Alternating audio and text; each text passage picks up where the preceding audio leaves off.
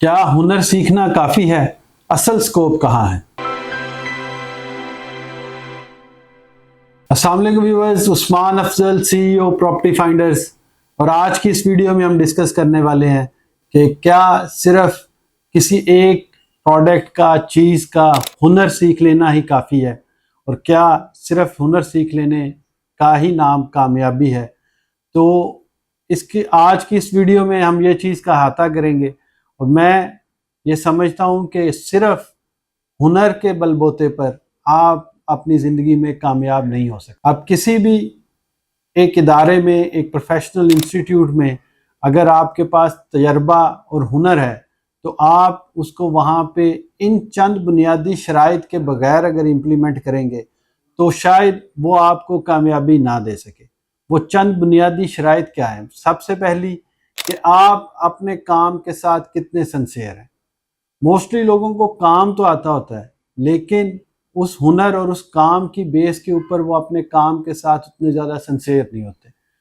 کچھ لوگ ایسے ہوتے ہیں کہ جو کام کے ساتھ سنسیئر بھی ہوتے ہیں، انہیں کام بھی آنا ہوتا ہے، لیکن وہ لالچی ہوتے ہیں۔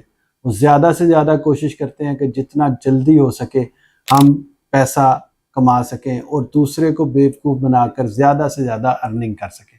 اور تیسرا سب سے اہم کہ ہنر کے ساتھ ساتھ اگر آپ کے اندر یہ دو کوالٹیز ہیں اور تیسری یہ کوالٹی نہیں ہے کہ آپ جھوٹ بولتے ہیں، تو پھر بھی میں سمجھتا ہوں کہ اس ہنر سے آپ کامیاب تو نہیں ہو سکتے۔ وقتی طور پر فائدہ ضرور اٹھا سکتے ہیں، کسی کو جھوٹ بول کر، کسی کے ساتھ بددیانتی کر کر، تو وقتی طور کے اوپر تو آپ کو شاید تھوڑا بہت اس کا بینیفٹ ملے گا، لیکن ان دی لانگ رن آپ کبھی بھی اپنے اس پیشے کے ساتھ اور اس کاروبار کے ساتھ کامیاب نہیں ہو سکتے جس میں آپ لوگوں کے ساتھ ان تین برائیوں کے ساتھ ڈیل کرتے ہیں۔